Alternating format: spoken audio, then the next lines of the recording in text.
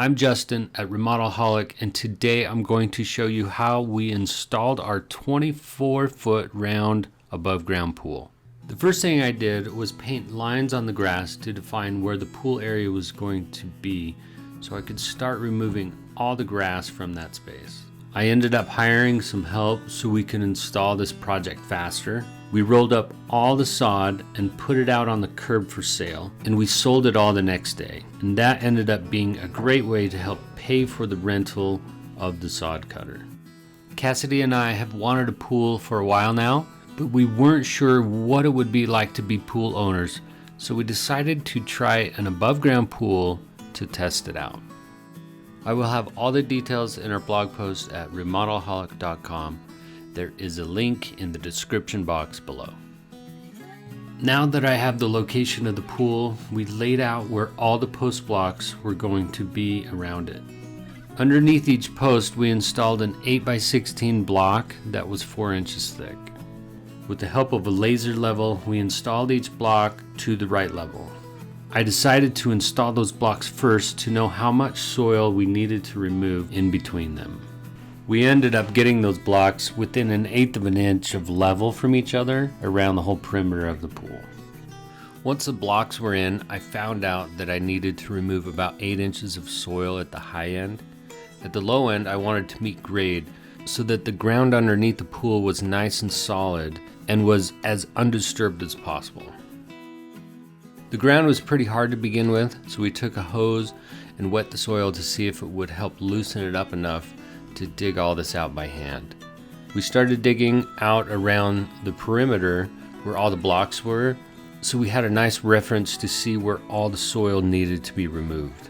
I tried to loosen up the soil with a tiller so that we could hand shovel it all out. That was taking way too long, so I called up a friend and borrowed a skid steer. I borrowed the skid steer from my friend Sam, who showed us how to install an in-ground trampoline. Check out that video in the link above and in the description box below. I was so glad that I borrowed this. It only took about an hour to get the ground leveled. I was able to just dump the dirt into a planter bed that I was creating around the pool. I decided that I was going to bury the pool slightly on the uphill side, about 10 inches or more. I did some research and found out it could damage the metal siding of the pool if it comes in contact with the soil for long periods of time. So my plan was to use layers of weed barrier to help protect it from coming in direct contact with the soil. Once the ground was leveled, we roughly laid out the base pieces of the pool. Each pool has a base and a plastic channel that the metal side of the pool sits in. This layer of weed barrier is an extra layer that I was talking about putting under the base to help keep the weeds out and also protect the bottom of the pool side. The pool kit comes with a round black weed barrier that will go in later. Before the sides go up, we needed to bring in all the sand for the bottom of the pool. In the middle of the pool, we made a big hill of sand enough to cover about 1 inch deep. We then placed the base of the sides in the correct location in preparation for the sides of the pool. On this step, I made sure that I had enough help to install the sides of the pool. This was one of the most critical steps to get right. It was really stressful unrolling the side. This is a metal side that you want to install on a nice day with very little wind. I decided to locate the seam toward the back, out of sight from the house. So that is where we started unrolling it. Also, the pump is by the seam, so that it would be out of sight as well. The seam was then bolted together. While it was being bolted together, we set the posts in place with part of the post top to hold it up. Before I added the layer of sand, I added the foam pool cove at the bottom of the pool. This is to help protect the liner from getting pinched from all the pressure of the water. The coving has an adhesive on the back of it to stick to the side of the pool. I also added a layer of tape at the top to keep sand from going down behind it. I decided to bring in more sand to make the base of sand 2 inches thick instead of a minimum of 1 inch.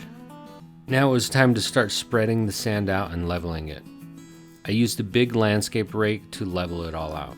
Then we went through with an 8-inch pounder and flattened it all down, being careful not to create any holes in the sand. This is the round weed barrier that I mentioned earlier that came with the pool kit to protect the liner on top of the sand layer. Now it's time to install the pool liner. We placed it in the center and carefully unfolded it, making sure to smooth out all of the folds. The liner at the top of the pool folds over about 1 inch, then gets clamped on with this purple trim between the posts. We added about a 2-inch layer of water and then made some more adjustments to the liner to smooth out any wrinkles. Also, this guy here is using a shop vac to suck in the liner tighter to the sides of the pool by removing any air pockets and smoothing out the wrinkles. We continued filling up the pool with just our garden hoses. If our backyard had a big enough access for a water truck, that could have been a lot faster, but we decided to see how long it would take to fill the pool with just the garden hose. So it took about 18 hours to fill 15,000 gallons of water. While the pool was filling up, we worked on installing the rest of the trim along the top. We added the next layers of trim and screwed the post caps to their final positions. This step was important to get the spacing just right and even between all the posts. Before the water raised up above the outlet hole, we installed the water inlet and outlet parts. We had to carefully cut out the holes in the liner to match the holes of the side of the pool, then attach the parts on the outside and inside of the pool. Sorry I didn't get any recording of installing that part of the pool. This is the pump we're using. It's a 7-position multi-port valve. But what it does is this collects all the garbage. Right now it's actually vacuuming. But the garbage goes in here, gets filtered. Water gets sucked in this way into the pump. There's another basket to collect more debris. This pump right here, pump that I'm using, Clear Bay 48 frame pump. Good pump, 1.5 horsepower.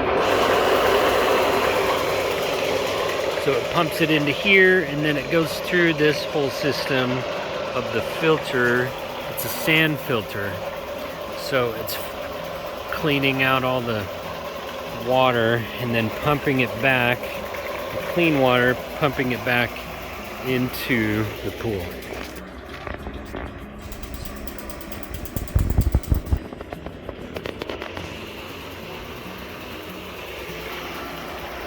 So we're really excited. We actually upgraded to this pump instead of getting the basic one that came with this pool, and this has been a really good pump. I've had neighbors who haven't had very much success with their pumps because they were too small. I'll figure out how big this one is and I'll leave a link in the comment link below so you can see all the parts that go with this. I also added this elbow. I just wanted to direct the water when I backwash it to go out into the plants and not just into some random space. This is sitting on a little platform. I put some bricks down just to help stabilize it. It is really heavy. We also added a nice block landscape edge around the pool. I used the same technique that I learned to build the Mickey planter bed. You can see that done in the video link above. Then we leveled out all the soil in the planter beds. I made sure to level out the soil in a way to help drain water away from the pool into the middle of the planter bed. For now, we are just putting in a weed barrier and a layer of mulch until we decide on what we want to plant there. We had big plans for an amazing deck that would wrap around a quarter of the pool above that gravel area, but instead I designed a smaller, temporary deck that we were just going to try out to see how we liked it. We wanted an easier way to get in and out of the pool, so we added stairs instead of a ladder. We also needed a way to keep little kids safe by adding a locked gate at the bottom of the stairs. This deck is an 8x8 square, and it makes for a great seating area on top as well. If you want plans for this deck, I will have a link in the description box below. Before I show you the final installation, please like and subscribe to our channel so you can know when we add more DIY videos. We are now going on our 3rd year having this pool, and we decided that we love having a pool. We love it, our kids love it, and everyone else wants to use it. The only problem we are having is that we don't have a long enough season to be able to keep enjoying it throughout the year. Now we want a bigger in-ground pool that we can heat and enjoy longer throughout the year. We'll see when that happens. We will have to save up and do another pool video when the time comes. If you wanted building plans of the deck, you can click right here. Please subscribe so you don't miss out on any of our DIY videos. Thanks for watching, and we'll see you in the next video.